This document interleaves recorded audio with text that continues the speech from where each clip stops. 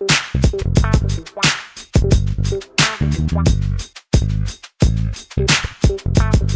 Jack, should you Yes. have cell phone protocols for your child or your teenager? I hope so.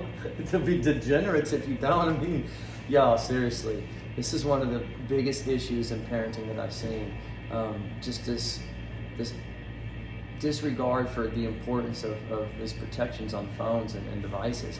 There's stuff on there that you wouldn't believe probably that's on there without any kind of parent restriction or child restriction or anything.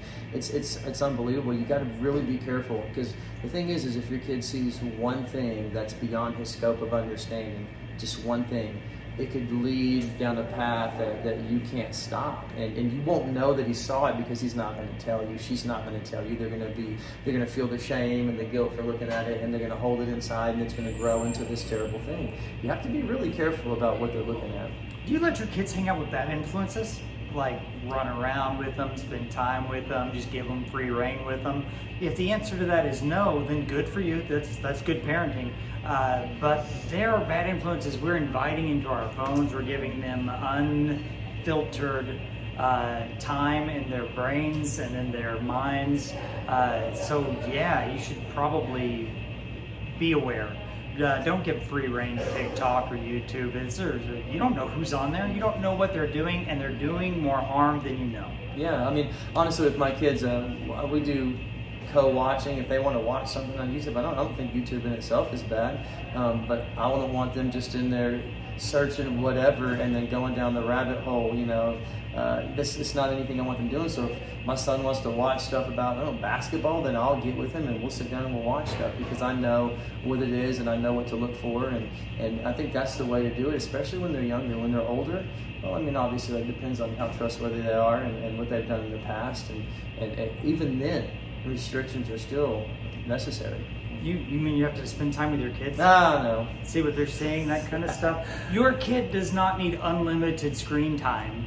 Actually, neither do you, but your kid definitely doesn't, because their chances of learning to navigate that, to monitor that, to ration that, or to be disciplined with that are nearly none. And a lot of times parents are like, well, they want it all the time. I want ice cream all the time, but I can't have it. It's not good. Yeah, I wanted to. Ice cream is pretty awesome.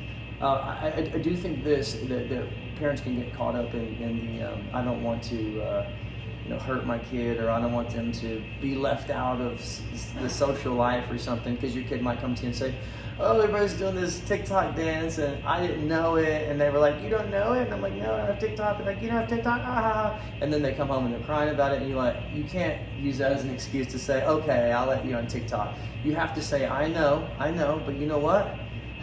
You're going to be better off for not watching this, okay? Trust me. And that's where, if you build good rapport and you have equity in the relationship with your kids, by spending time with them, by the way, they'll be able to listen to you and trust you on that, because if not, you're going to go behind your back. So. Your kid does not deserve, nor should they have, complete privacy and autonomy. They can go to the bathroom by themselves, they can change clothes by themselves, but you don't set them loose in their room with people of all sorts of genders and let them do what they want. You don't let them go with unlimited amounts of time with people.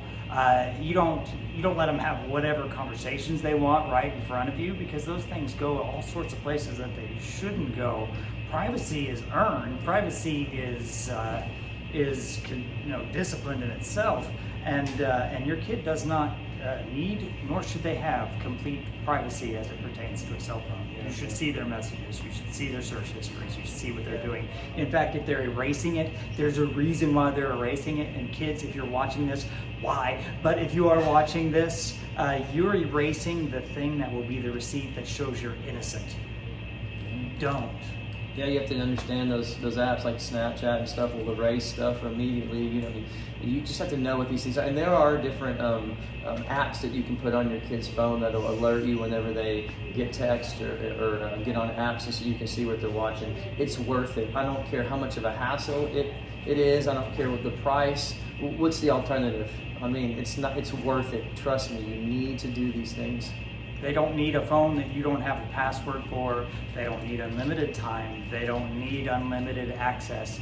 you need to be a part of the process with them. Cell phones, I have one. I love it. I hate it. It's a problem, and it's a work tool. Well, that's how the team coordinates, all that stuff. They're not going away. So, like, if the battle is like, should we get rid of them altogether? Probably not. But teaching them how to navigate it means teaching them, going beside them, and helping them know how to do it. This is a big one. All of the teen parenting therapy that we run into will include a cellular aspect to it.